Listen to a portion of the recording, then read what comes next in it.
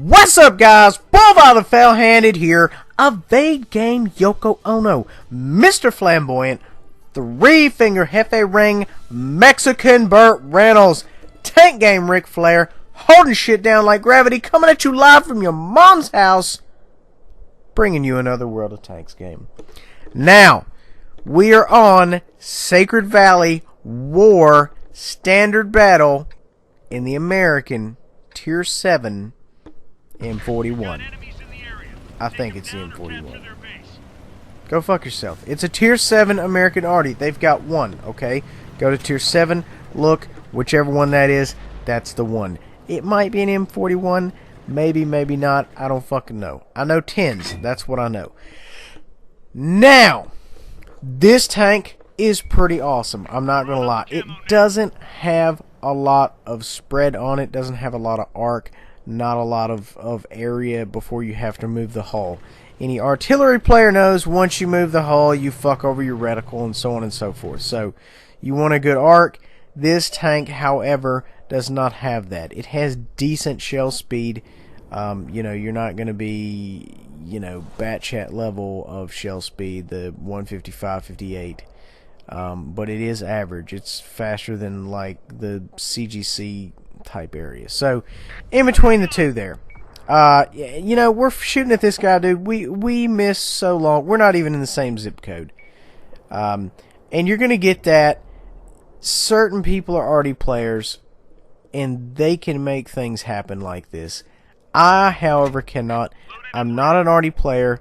I have arties. I do okay.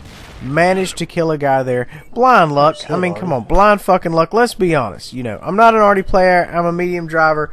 What do you want from me? I'm doing my best here. I managed to kill somebody. Go fuck yourself. Sometimes, you know, you're going to do okay, even though that's not your particular comfort zone. And that's what it's all about for some of us, is getting out of that comfort zone. And I would like to think artillery is out of my comfort zone. And if you'll look at this game, you'll be like, yeah, this dude doesn't know what the fuck he's doing. He's getting lucky, but he doesn't know what he's doing.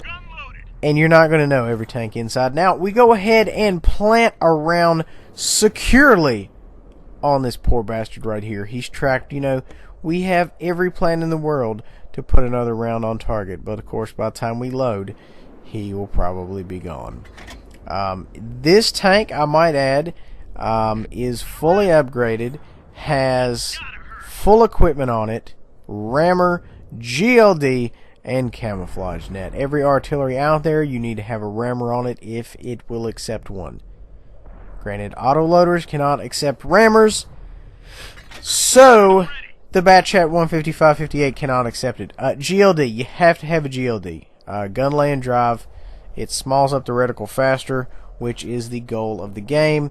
And, you know, the last one is just kind of freebie. You know, camo net, you know, whatever, fence if you can take it, you know, just surprise me. Another good reference is VB Attic. If you ever want to know.com. If you ever want to know what you need to run on a certain tank, go. It'll show you, you know, percentage of players who run what. Very useful tool if you want to know how to stroke a certain tank. So, we go ahead and finish this guy off here. The Reds are pushing the left flank here. We're trying to stall them. I'm trying to stall them so that, you know, the Greens can get in there and put some rounds on target. And, you know, sometimes, even if you're not connecting, you know, you keep them pinned. You do what you can. You know, and if I'm firing at them and they're afraid to peek out and get spotted, then effectively they're not using their tank to the fullest potential. They're not firing at anyone, and that is a good thing. So, sometimes if you can't physically do damage, keeping them tied up is just as good. We go ahead and whack this guy, pushing around the castle on our right flank, their left flank.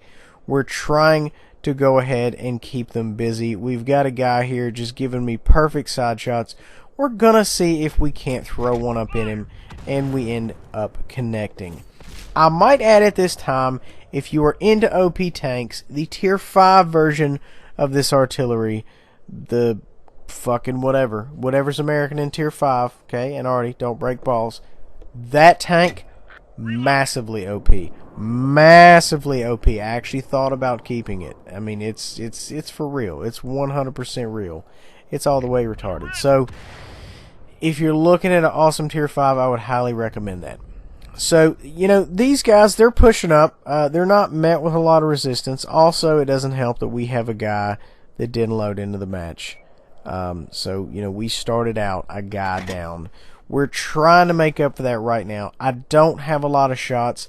I'm trying to see if I can't scope the high left flank there and see if I can't just, you know, make a couple of parting shots. Because let's be honest, shit is getting 100% real.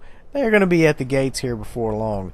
I'm trying to time it perfectly, and of course it hits the wall, or the rock face, I should say. So, you know, no good luck on the RNG roll for me.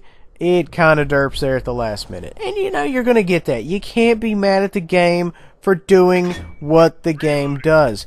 Granted, I know a lot of people say, well, the game specifically fucks me over. No. The game fucks everybody over. It's RNG, okay? Plus or minus 25%. You're going to get that. It's going to happen. Don't bitch about it. Just, you know, it's going to happen. Right here we got danger close. A guy right outside of our cap. He's kind of, you know, running amok. We're going to go ahead and try to shoot him down. And what do you know? We're fucking successful. You know, you're gonna have that. Sometimes you're gonna just pull some shit right out of your ass, and that is exactly what we did. We're not done yet, though. We've got a little bit of life left in us, a little bit of fight left in us, and we're ready to do some work. Guy still hasn't loaded in. I think it's a lost cause for him. I think this last match here, you know, of course, if he does load in, it's going to be too fucking late by the time he gets in there. And, you know, you can't blame people for that. Everybody has technical issues and so on and so forth. So, we put a round in this guy. We don't kill him. We were looking forward to killing him. We didn't kill him. What are you going to do? We're targeting him again. He was so great of a guy to stay still. We go ahead and finish him off. By far MVP on this board. I am just stroking people left and right.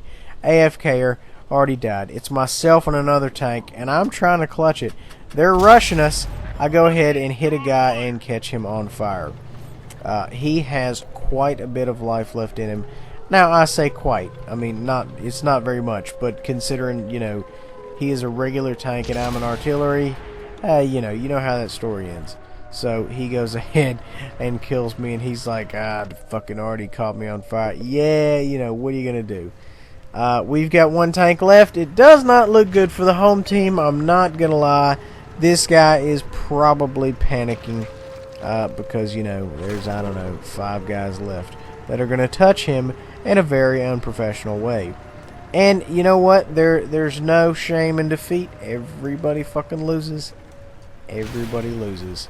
So, we end up losing this game, but I feel like, personally, we did a lot of work, and that's what it's all about, is just putting these hoes in submission, keeping them on their knees. 29-10, I don't know, it seems like a decent amount of damage for a tier 10 lobby, so a tier 7 lobby, it's probably pretty solid. Guys, that's all I have for you today. Thank you for watching. Good news, we now have a 360 division of Bulls Brigade called Bull 5, I think, or 6. Fuck, I don't know.